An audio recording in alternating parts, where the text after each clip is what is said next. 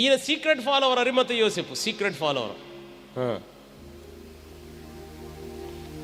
Secret follower, సీక్రెట్గా వెనకాల వచ్చేవాడు, ప్రసంగం వినేవాడు, వెళ్ళిపోయాడు. మళ్ళీ సీక్రెట్గా వచ్చేవాడు, యేసయ్య ఇది కొండ దగ్గర ఉన్నాడంట, ప్రసంగం వినేవాడు, వెళ్ళిపోయాడు. ఎందుకంటే ఆనరబుల్ కౌన్సిలర్, సన్హెద్రిన్ సభలో సభ్యత్వం అంటే చిన్న విషయం, వాళ్ళకు వ్యతిరేకంగా నిలబడటం అంటే చిన్న విషయం. తెగించి అందరూ వదిలిపెట్టేశారు. ఎవరు యేసయ్య వద్దంట, ఎవరు యేసయ్య దగ్గర రారంట. అందరూ ఏంట్రా అలాగ ఒక్కడే ఉన్నాడు, ఏమో ఎవరు తీసుకెళ్ళట్లేదు ఆయన్ని. అరిమతయి యోసేపు అన్నాడు, ఆయన ప్రసంగాలకి ఫ్యాన్ కదండి యేసయ్య ఉపదేశానికి, అందుకే పరుగున వచ్చాడు. యేసయ్య చనిపోయాడా? హృదయం అంటుంది. ఎందుకంటే యేసయ్య బ్రతికున్నప్పుడు 3 సార్లు చెప్పాడు, నేను యెరూషలేంకి వెళ్తున్నాను, చంపబడతాను, మళ్ళీ 3వ రోజు తిరిగి లేస్తాను. యెరూషలేంకి వెళ్తున్నాను, చంపబడతాను, 3వ రోజు తిరిగి లేస్తాను. యెరూషలేంకి వెళ్తాను, చంపబడతాను, 3వ రోజు తిరిగి. ఇది బాగా వంట పట్టింది అరిమతయి యోసేపుకి. ఓ పని చేద్దాం, మన కోసం తవ్వించుకున్న సమాధం ఉంది కదా, అది ఇచ్చేద్దాం మనసు. మరి అది నీకు కావాలి కదరా, అది ఎంతకాలం ఉంటాడు అందులో? చెప్పాడుగా 3వ రోజు ఖచ్చితంగా బయటకు వచ్చేస్తాడు. ఆయన హృదయం ఆయన అంటుంది. అందరూ ఆయనకు దూరం అయిపోయారు, అందరూ ఆయనకు దూరంగా నిలబడ్డారు.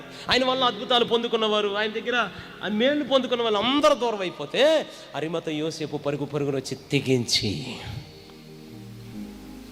బహుశా అరిమతయి యోసేపు కుటుంబ సభ్యులు కూడా లాగుంటారు.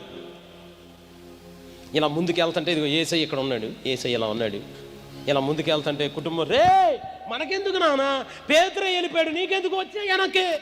అమ్మా కాసేపు ఆగమ్మా ప్లీజ్ అమ్మా, నాకు యేసయ్య కావాలమ్మా. నువ్వు ఆనరబుల్ కౌన్సిలర్వి, సన్హెద్రిన్ సభలో పెద్ద ఆఫీసర్వే, నా మాటిని వెనక్కి వచ్చాయి.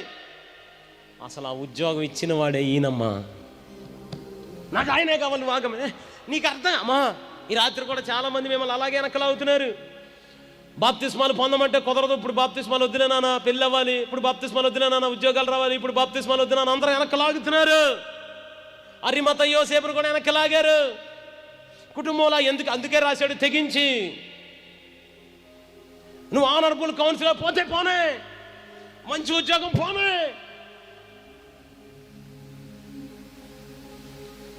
అందరూ ఆయన వదిలిపెట్టారు. నీకు లేనిపోయింది ఎందుకు నాన్న, నాకు ఆయనే కావాలి, బాప్తీసం ఇప్పుడు నాకు బాప్తీసం కావాలి, ఇప్పుడు వద్దు కాదు, నేను ఆయన కోసం బ్రతుకుతా, నాకు యేసయ్య కావాలి. అందరూ దూరం వెళ్ళిపోయిన వేళ ఒక్క యవ్వనస్తుడు అరిమతయి యోసేపు తెగించి ముందుకొచ్చి పిలాతు దగ్గరికి వెళ్ళి, సార్ వీళ్ళెవ్వరికి యేసయ్య వద్దంటండి, ఆయన ఉన్నప్పుడు ఆయన వెనక తిరిగారండి, ఆయన మేళ్ళు చేసినప్పుడు అక్కడ ఉన్నారండి, ఆయన అద్భుతాలు చేసినప్పుడు అద్భుతాలు పొందిన వాళ్ళండి, స్వస్థత జరిగినప్పుడు స్వస్థత పొందినవారండి, వీళ్ళందరూ మేలు పొందుకున్నారండి, ఇప్పుడు వద్దంటండి వాళ్ళకి. ఆయన సార్ ఒక మాట అయితే అడుగుతున్నానండి, వీళ్ళెవ్వరికి యేసయ్య వద్దేమో, నాకు యేసయ్య కావాలి, నాకు యేసయ్యని ఇస్తారా? తెగించి అడిగాడట. యేసయ్యను సంపాదించుకుని బహుశా ఆ రోజు ఇలా ఉండుంటుంది, యేసయ్యను మోసుకుని వెళ్ళిపోతున్నాడు ఒక్కడే, యేసయ్యను పట్టుకుని. పేదనరుని రూపము ధరించి యేసురాజుని చెంత నిలిచే, అంగీకరించు ఆయనను, అంగీకరించు ఆయనను. కాళ్ళ చేతులందు శీలలు కొట్టబడే, తన మోమి పైనే ఉమ్మి వేయబడే, తలవాల్చుటకైనా స్థలమేలేదే, పాట్లు పడే యేసు మన కొరకే, పాట్లు పడే యేసు మన కొరకే. పేదనరుని రూపము ధరించి యేసురాజుని చెంత నిలిచే.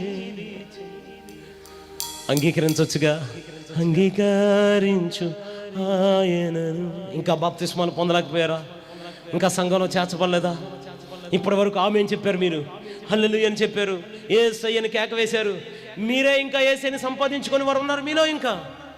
ఇంకా మీ జీవితాన్ని ప్రభుకి ఇచ్చి బాప్తిస్మం పొందని వారు ఇప్పుడు దాకా కేకలేశారు.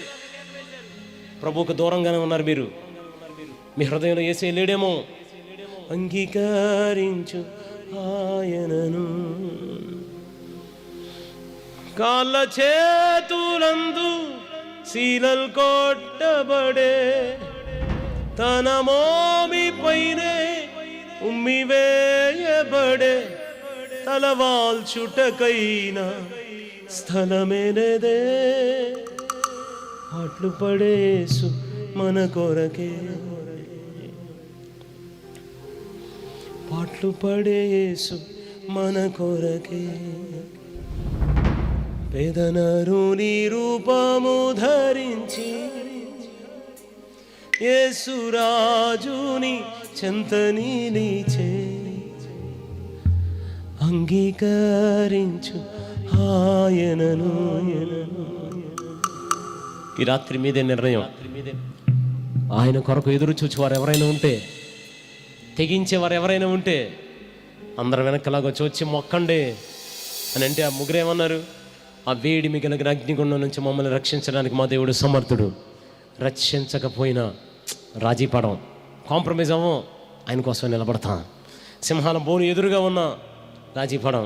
నేను నశించిపోతా, కానీ నా జనులను మాత్రం కాపాడుకుంటా. ఒక తెగింపు. అమ్మ, మీకు మాట తెలుసా?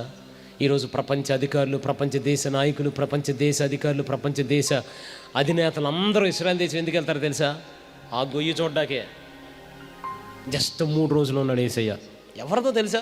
దాని రిజిస్ట్రేషన్ పేపర్లన్నీ అరిమత యోసేపు పేరు మీద ఉంటాయి.